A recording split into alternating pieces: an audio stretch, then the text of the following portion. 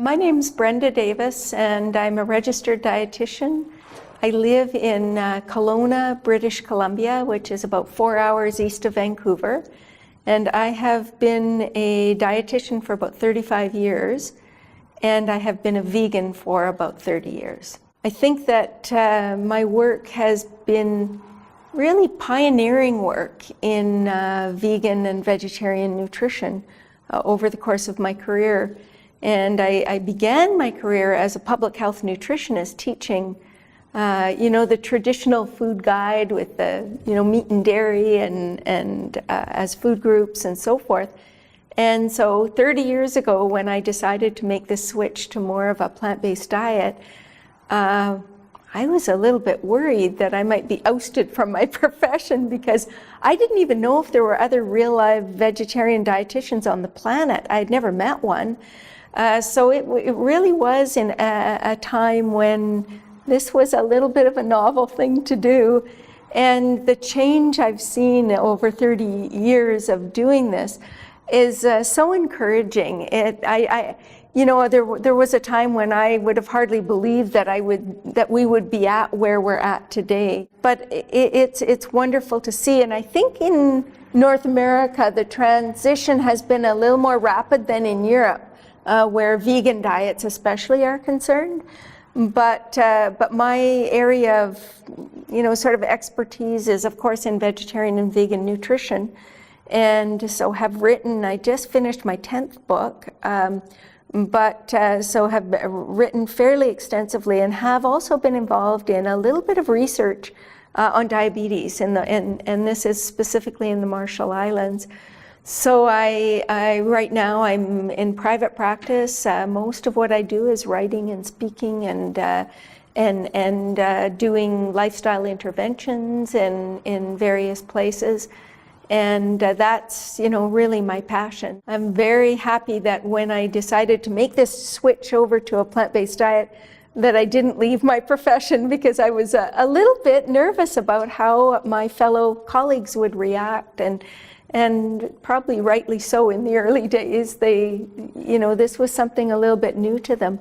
But what I found is they were always interested. They were always interested in how vegetarians could do this right. And so that was our niche. My writing partner, Vasanto Molina, and I, that was our niche. And we helped dietitians to help their clients to do this properly. One of the things that maybe upsets me the most about the mainstream dietetic practice is where dietitians, instead of teaching people how to do this properly, they just say, oh, you shouldn't do it, it's too dangerous, or, children shouldn't be vegetarian, or whatever. Because I think that the blame for children who don't do well falls squarely on our own shoulders. We need to be providing really good, solid guidelines so nobody gets this wrong. And that is possible. We've seen hundreds and thousands of children grow up healthy on plant-based diets. So it's no question that it can be done. It's just how do we get this done appropriately and in a way that absolutely minimizes, if not eliminates, the risk for the most vulnerable people. One of the questions I often get asked is, why did I become vegan? I actually lived in Northern Ontario, this 30 years ago when I made the switch. And Northern Ontario is hunting and fishing territory. Everybody hunts and fishes. There are no vegetarians there. It was a time when it would have been very unlikely for anybody living there to make that kind of switch in their diet. But what happened to me was I was a dietitian who was very interested in health. And I found myself gradually transitioning to eating more things like lentils and vegetables, and just this gradual shift towards a more plant-rich or plant-strong diet, if you will. But what put me over the edge towards a completely vegan diet was the most unlikely source you would ever imagine. It was actually a very dear friend who was on his way hunting, on a hunting expedition. He was hunting for deer. And when he asked, he called and said, can I stop by on my way deer hunting? And I said, sure.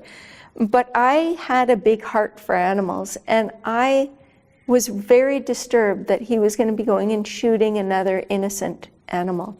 And so I thought, what could I say to him that would stop him from shooting another deer? And so when he arrived, I said, I don't understand why you want to go kill a deer. They're such beautiful, innocent animals. Why, all they want to do is live. Why would you go and shoot one when you don't have to? And it was what he responded to me that changed the course of my life. So I thought I was going to convince him of something, but in fact, it ended up backfiring in a very big way. So what he said to me was, he said, just because you don't have the guts to pull the trigger does not mean you are not responsible for the trigger being pulled every time you buy your piece of meat camouflaged in cellophane in the grocery store. He said, at least the animals I eat have had a life. I doubt you could say the same for the ones that are sitting on your plate. And it was the first time anybody had ever said to me that I need to take responsibility for the food that I was purchasing from the grocery store. And I always had this image of, sort of old McDonald's farm in my mind, where my mom grew up on a farm and they had this cow Betsy, and they milked her and drank her milk, and they had a couple of pigs, and it was a very old-fashioned family, a small family farm, mainly growing wheat and things like that, but a few animals. And I imagined life for animals was like it was on that farm my mom grew up on. And after this friend challenged me in this way, I decided that I needed to learn more about where the animals I was eating were coming from. And I spent a couple of weeks researching that. And what I learned filled me with shame, to be honest. I was ashamed to be a human being because what had happened over some years was that the number of animals that we were killing had grown so much that in order for farmers to make money, they were creating systems of farming that were very, very intensive. We call them concentrated animal feeding operations now, where you might have 100,000 pigs in one factory. Pigs are animals that have the intelligence of well, actually probably a little more intelligence than the average dog. They've been rated to be as intelligent as about a 3-year-old child, and I think for dogs it's about a 2.5-year-old child. And pigs, there was a study in Berkeley that showed that they could be taught very quickly, how to play a computer game where they had to match two items that were the same, and when they would match them correctly, they would get a treat coming out of this little funnel. And the researcher said there was no pig that ever made a mistake on that game. She said she tried to teach chimpanzees that game, and it took them way longer to figure it out than it took any pig. And she said dogs, they couldn't teach to play that game. So pigs are far more intelligent than what we understand. And when you think about 100,000 pigs in a building, their normal lifespan, I think, is about 12 to 15 years, very similar to dogs. They live 6 months. 6 months in the most horrendous conditions that you can possibly imagine. So they're in this cage where they can't lay down, they can hardly move, their tails are cut off, their ears are docked, their genitals are, they're castrated when they're about 3 weeks old, and all of this to reduce sort of their chances of going insane and biting the pig in front of them's tail off or whatever it is. Their smellers are about 200 times more sensitive than ours. And the dust and dander in these buildings is so bad that we have to wear a gas mask to go in. And those poor animals live in that filth.